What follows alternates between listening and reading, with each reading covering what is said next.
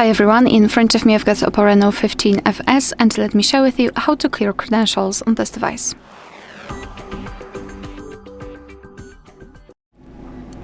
So let's start with opening the settings, and here we have to scroll and find security and privacy. Then let's scroll down and go to more security and privacy, and here scroll down again to localize a credential storage.